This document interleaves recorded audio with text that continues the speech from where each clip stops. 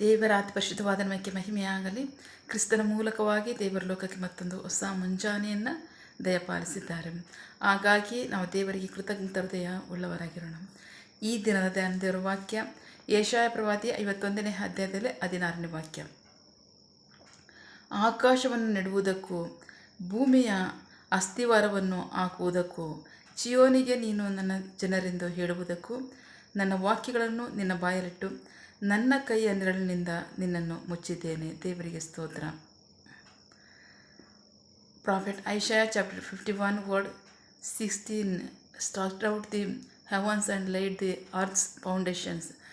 I say to Jerusalem, you are my people. I have given you my teaching and I protected you with my hand. ದೇವರಿಗೆ ಸ್ತೋತ್ರ. ನಾವು ವಾಕ್ಯ ಭಾಗ ನೋಡ್ತಾ ಇದ್ವಿ ಪ್ರೀತಿಯ ಮಕ್ಕಳೇ. ವಾಕ್ಯ ಭಾಗದಲ್ಲಿ ಕರ್ತನು ಶುರುವಂಥ ದೇವರು ಈ ಮುಂಜಾನೆ ಸಮಯದಲ್ಲಿ ನಮ್ಮ ಸಂಗಡ ಮಾತನಾಡ್ತಾ ಇದ್ದಾರೆ. ಆಕಾಶಗಳನ್ನು ನೆಡುವುದಕ್ಕೂ ಭೂಮಿಯ ಅಸ್ಥಿವಾರವನ್ನು ಹಾಕುವುದಕ್ಕೂ ಚಿಯೋನಿಗೆ ನೀನು ನನ್ನ ಜನರೆಂದು ಹೇಳುವುದಕ್ಕೂ ನನ್ನ ವಾಕ್ಯವನ್ನು ನಿನ್ನ ಬಾಯಿಲಿಟ್ಟು ನನ್ನ ಕೈಗಳ ನೆರಳಿನಿಂದ ನಿನ್ನನ್ನು ಮುಚ್ಚಿದ್ದೇನೆ. ದೇವರಿಗೆ ಸ್ತೋತ್ರ. ಪ್ರೀತಿಯ ಮಕ್ಕಳೇ, ದೇವರು ತನ್ನ ವಾಕ್ಯವನ್ನು ಕೊಟ್ಟಿದ್ದಾರೆ. ಆ ವಾಕ್ಯದ ಸಂರಕ್ಷಣೆ, ಆದರಣೆ, ಸಹಾಯ ನಮಗೆ ಬೇಕು ಅಂದರೆ ಆತನ ವಾಕ್ಯ ನಮ್ಮಲ್ಲಿರಬೇಕು. ಆ ವಾಕ್ಯವನ್ನು ನಾವು ಪ್ರೀತಿಸಬೇಕು, ಅದನ್ನು ಅನುಸರಿಸಿ ನೀಡಬೇಕು. ಆಗ ಆತನ ಸಂರಕ್ಷಣೆ ಹೇಗಿರುತ್ತೆ ಅಂದರೆ ತನ್ನ ಕೈಗಳನ್ನೇ ನಮಗೆ ಆತನು ಪ್ರತಿ ಕಷ್ಟಗಳಿಂದ, ಹೋರಾಟಗಳಿಂದ, ಎದುರಾಗತಕ್ಕಂಥ ಸವಾಲುಗಳಿಂದ, ಸಮಸ್ಯೆಗಳಿಂದ ಆತನ ತನ್ನ ಕೈಯಿಂದ ನಮ್ಮನ್ನು ಮರೆಯಾಗಿಟ್ಟಿರ್ತಾನಂತೆ. ದೇವರಿಗೆ ಸ್ತೋತ್ರ. ಎಂತೆಲ್ಲ ಸಮಸ್ಯೆಗಳು ಬರುತ್ತೆ, ಏನೆಲ್ಲ ಸಮಸ್ಯೆಗಳು ಬರುತ್ತೆ ಅಂತ ನೋಡೋದಾದರೆ ವಾಕ್ಯ ಭಾಗದಲ್ಲಿ ನೋಡ್ತಾ ಇದ್ದೀವಿ. ಇಂದಿನ ವಾಕ್ಯ, ಆದರೆ ತೆರೆಗಳು ಬೋರ್ಗರಿಯುವಾಗ ಸಮುದ್ರವನ್ನು ವಿಭಾಗಿಸಿದ ನಿನ್ನ ದೇವರಾಗಿರುವ ಯೆಹೋವನು ನಾನೇ. ದೇವರಿಗೆ ಸ್ತೋತ್ರ. ತೆರೆಗಳಿದೆಯಾ, ಸಮುದ್ರದ ಅಲೆಗಳಿದೆಯಾ? ದೇವರಿಗೆ ಸ್ತೋತ್ರ. ಯೇಸು ಕ್ರಿಸ್ತರು ಸಮುದ್ರದ ಅಲೆಗಳನ್ನು, ಗಾಳಿಯನ್ನು, ಬಿರುಗಾಳಿಯನ್ನು ನಿಲ್ಲಿಸ್ತಕ್ಕಂಥ ದೇವರು. ಮರಿಬೇಡ, ನಿಶಬ್ದವಾಗು, ಮೌನವಾಗು ಅಂತ ಹೇಳಿದಂತಹ ದೇವರು ಯೇಸು ಕ್ರಿಸ್ತರಾಗಿದ್ದಾರೆ.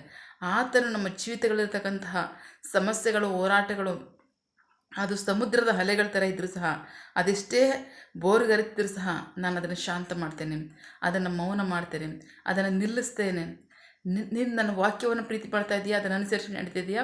ನನ್ನ ಕೈಗಳ ನೆರಳಿನಿಂದ, ನನ್ನ ಕೈ ಬೆರಳಿನಿಂದ ನಿನ್ನ ಮರೆ ಮಾಡಿಟ್ಟಿದ್ದೇನೆ. ಯಾವುದೂ ನಿಮಗೆ ಕೇಡು ಮಾಡಲ್ಲ.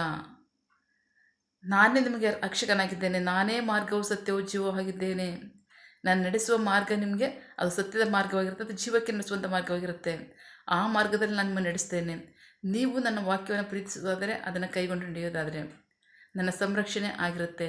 ಅದೆಷ್ಟೇ ನಿಮ್ಮ ಕಷ್ಟಗಳು, ನಿಮ್ಮ ಹೋರಾಟಗಳು, ನಿಮ್ಮ ಸವಾಲುಗಳು ಸಮುದ್ರದಂತೆ ಬೋರ್ಗರಿತಿರಲಿ, ಅಲೆಗಳಾಗಿರಲಿ, ಬಿರುಗಾಳಿಯಂತೆ ಆಗಿರಲಿ, ನಾನು ಅದನ್ನು ಶಾಂತಗೊಳಿಸಿ ನನ್ನ ಕೈ ಬೆರಳಿನಿಂದ, ನನ್ನ ಕೈಗಳ ನೆರಳಿನಿಂದ ನಿಮ್ಮನ್ನು ಮರೆ ಮಾಡಿ ನಾನು ಸಂರಕ್ಷಿಸಿ ಪೋಷಿಸ್ತೇನೆ ಅಂತ ಹೇಳ್ತಾರೆ. ದೇವರಿಗೆ ಸ್ತೋತ್ರ.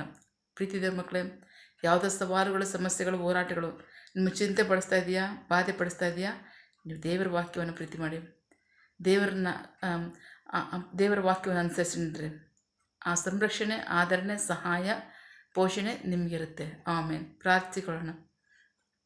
ಸಕಲ ಸೃಷ್ಟಿಕರ್ತನೆ, ಸರ್ವಾಧಿಕಾರಿಯೇ, ಸಾರ್ವಭೌಮನೇ, ಉನ್ನತನೇ, ಮಹೋನ್ನತನೇ, ಮಹಾಪರಿಶುದ್ಧನೇ, ಪ್ರೀತಿ ಸ್ವರೂಪನೇ, ನೀತಿವಂತನೇ, ಅಧಿಪತಿಯೇ, ಸೇನಾಧೀಶ್ವರನೇ, ಇರುವಾತನೇ, ಸರ್ವವ್ಯಾಪಿಯೇ ಸಪ. ಇದನ್ನ ವಾಕ್ಯಗಳ ಮೂಲಕವಾಗಿ ನಮ್ಮ ಸಂಗಡ ಮಾತಾಡಿದಂಥ ನಿಮ್ಮ ಪ್ರೀತಿಗಾಗಿ, ನಂಬಿಗಸ್ಗೆ ನಿಮಗೆ ಸ್ತೋತ್ರ. ಈ ಮುಂಜಾನೆ ಸಮಯದಲ್ಲಿ ನಾವು ಸಂಗಡ ಮಾತನಾಡ್ತಾ ಇದ್ದೀರಾ, ನಮ್ಮನ್ನು ಬಲಪಡಿಸ್ತಾ ಇದ್ದೀರಾ. ನಿನ್ನ ವಾಕ್ಯದ ಮೂಲಕವಾಗಿ ನಾನು ಆಕಾಶವನ್ನು ನೆಡುವುದಕ್ಕೂ ಭೂಮಿಗೆ ಅಸ್ಥಿವಾರವನ್ನು ಹಾಕುವುದಕ್ಕೂ ಚಿಯೋನಿಗೆ ನೀನು ನನ್ನ ಜನವೆಂದು ಹೇಳುವುದಕ್ಕೂ ನಾನು ಬಳಸಿದಂಥ ನನ್ನ ವಾಕ್ಯವನ್ನು ನಿನ್ನ ಬಾಯಲ್ಲಿಟ್ಟು ನನ್ನ ಕೈ ನೆರಳಿನಿಂದ ನಿನ್ನ ಕಾದು ಕಾಪಾಡ್ತೇನೆ, ನಿನಗೆ ಸಂರಕ್ಷಣೆ ಕೊಟ್ಟಿದ್ದೇನೆ ಅಂತ ಹೇಳ್ತೀರ. ಅದಕ್ಕಾಗಿ ಸ್ತೋತ್ರ. ನಾವು ನಿಮ್ಮ ವಾಕ್ಯವನ್ನು ಪ್ರೀತಿ ಮಾಡಿ ಅದನ್ನು ಅನುಸರಿಸಿ ನಡೀತೀವಿ. ನಿಮ್ಮ ವಾಕ್ಯದ ಸಂರಕ್ಷಣೆ, ಪೋಷಣೆ, ಸಹಾಯ, ಸಮಾಧಾನ, ಆದರಣೆ, ಆಶೀರ್ವಾದ ನಮಗೆ ಇರಲಿ. ಆಮೇನ್. ಪ್ರಾರ್ಥನೆ ಕೇಳಿದ ಪ್ರೀತಿಗಾಗಿ ನಿಮಗೆ ಸ್ತೋತ್ರ. ಆಮೇನ್. ನಿನ್ನ ಜನರು ಕೈ ಮಾಡ್ತಕ್ಕಂಥ ಕೆಲಸವನ್ನು ಆಶೀರ್ವದಿಸು, ಅವರ ಅವಶ್ಯಕತೆಗಳನ್ನ, ಅಗತ್ಯಗಳನ್ನ ಪೂರೈಸು, ಕೊರತೆಗಳನ್ನ ನೀಗಿಸು. ಆಮೇನ್. ಯಾವ ಕಾರ್ಯದಲ್ಲಿ ಅವರು ನಿರೀಕ್ಷೆಯುಳ್ಳವರಾಗಿದ್ದಾರೆ, ಆ ಕಾರ್ಯದಲ್ಲಿ ತಕ್ಕ ಸಮಯದಲ್ಲಿ ನಿಮ್ಮ ಚಿತ್ತಾನುಸಾರವಾಗಿ ಅದನ್ನು ಹೊಂದ್ಕೊಳ್ಳಿ. ಆಮೇನ್. ನೀವು ಹಾಗೆ ಮಾಡೋ ಪ್ರೀತಿಗಾಗಿ, ನಂಬಿಗಸ್ಗೆ ನಿಮಗೆ ಸ್ತೋತ್ರ. ನಮ್ಮ ಪ್ರಾರ್ಥನೆಯನ್ನು ಕೇಳಿದ್ದೀರಾ, ಅದರಂತೆ ನಡೆಸ್ತಿರೋದಕ್ಕಾಗಿ ಸ್ತೋತ್ರ. ಆಮೇನ್. ನಮ್ಮ ಪ್ರಾರ್ಥನೆಯನ್ನು ನಮ್ಮ ರಕ್ಷಕನಾದ ಯೇಸು ಕ್ರಿಸ್ತರ ಅತಿ ಪರಿಶುದ್ಧವಾದ ನಮ್ಮದಲ್ಲಿ ಪ್ರಾರ್ಥಿಸಿ ನಿಮ್ಮ ಪಾದಗಳು ಸಲ್ಲಿಸಿ ನಾವು ಬೇಡುವಂತಿದ್ದೇವೆ ನಮ್ಮ ಜೀವೋಡ ತಂದೆ. Amen. God bless you all. ದೇವರು ತಾನೇ ಇದರ ವಾಕ್ಯಗಳ ಮೂಲಕವಾಗಿ ನಮ್ಮ ಸಂಗಡ ಮಾತನಾಡಿದ್ದಾರೆ, ನಮ್ಮನ್ನು ಆಶೀರ್ವದಿಸಿದ್ದಾರೆ. ಆಮೇನ್. All the best.